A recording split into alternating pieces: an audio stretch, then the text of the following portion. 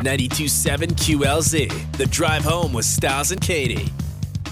Tomorrow night, the big debut, finally, of Sharknado 3.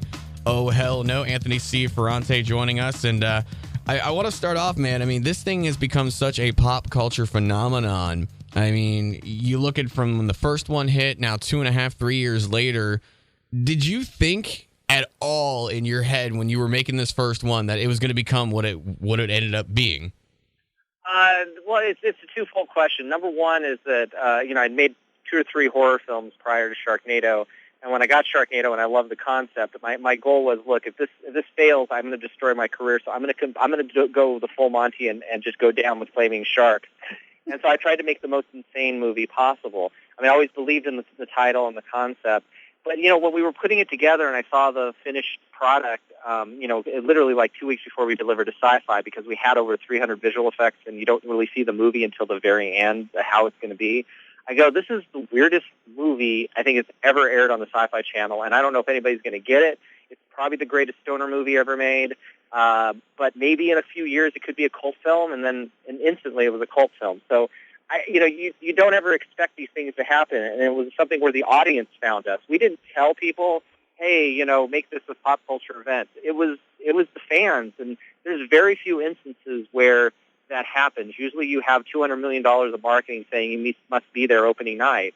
Now we have all the marketing push for the second and third movie, but the first one, it was all grassroots. And, there's that to me is probably the proudest achievement, is we made this little movie that could. It's a movie that didn't know it could do that.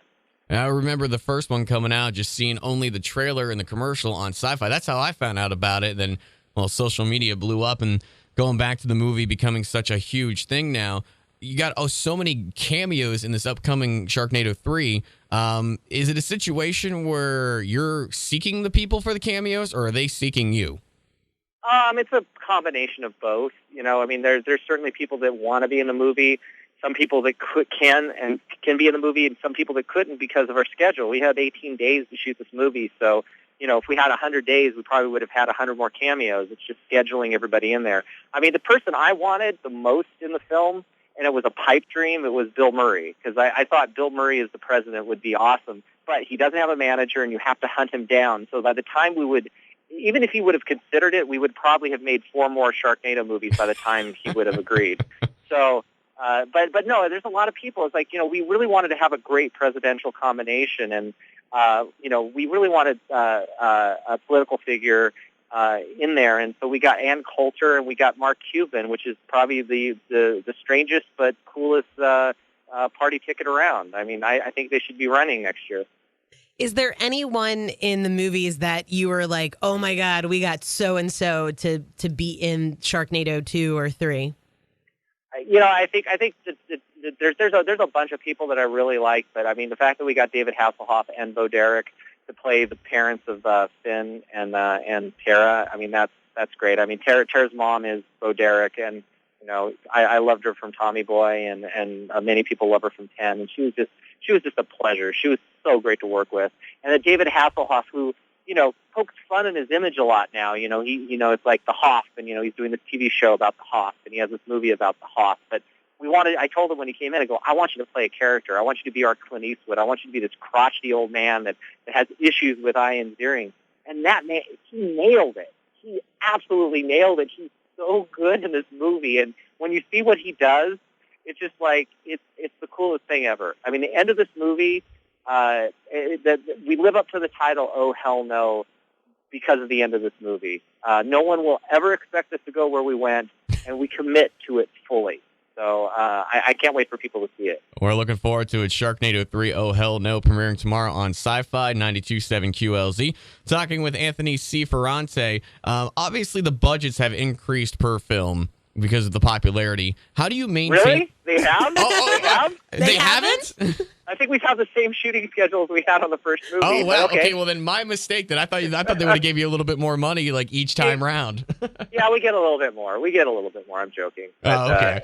Well, schedules stay the same, but we get a little bit more to play around with. Well, with the money side of things, how do you maintain a grounded mentality and keep the essence of the original film in these 2 that you've done since? To me, it's like each movie is a little different. As a filmmaker, you want to kind of do different things. So I think what it is we still like the concept. We still are having fun. This movie, we got to do Die Hard and White House Down with sharks. We got to destroy Washington, D.C., but we do it as an action movie. So instead of it being terrorists, it's sharks with teeth. And so I think that was like a completely different filming style. I mean, the whole opening of the movie has Finn Shepard running through Washington, D.C. It's like a 1970s conspiracy thriller. It's, we do this huge wide zoom from the Jefferson Memorial. It's tied on him, and we zoom out, and you're in this movie. And there's stuff that, it's a chance to do different types of filmmaking. And like I said, the last 30 minutes of the movie is a completely different type of film than you've ever seen. And that's what makes it fun. We're not just kind of, it's the Sharknadoes and they're taking over, but I almost feel at this point the Sharknadoes are secondary to what kind of genre we're in, and then we just add the sharks. But it's the fun that goes along with it, with the cameos and the actors and the ridiculousness of the movie. How many visual effects are in this movie this time around? Oh God, I think we had about a little over 300 official, and then there was another, I think, 200 that one of our producer partners actually did to kind of match some of the other shots. It's a weird situation where one of the producers actually knows how to do visual effects. So whenever we need extra little shots, like, hey, we need some sky replacement, or hey, could we put some wind or some debris in there? He'll do it for us, and that's actually really cool. You never hear that in Hollywood. That's hugely beneficial. Great producer. Yeah. Now, when you're taking Thunder's script, how do you take his vision and then make it work within the parameters of what you actually have available to you? Well, I mean, we're all working on the project from the beginning, so we all kind of know what we want to do, and then Thunder kind of realizes it for us. I think that the big thing is, we're trying to do studio disaster and studio level action on a beer budget. So, a lot of it is on the spot. You're going, okay, we don't have this, we don't have that, let's do this. I storyboarded a lot of the stuff. I mean, the whole White House sequence was storyboarded, and there's some other things later on in the movie that, we kind of tried to get the essence of it down. Universal Orlando, there were a few set pieces there. So, it's a lot of it's very organic. A lot of it is the energy that you see on screen comes from the energy of making the movie, because you have 12 hours, and if something goes wrong, you can't sit there for 2 hours going, well, I wanted that truck. Until you get that truck here, I'm not shooting. You go, okay, I don't have the truck. Let's do this.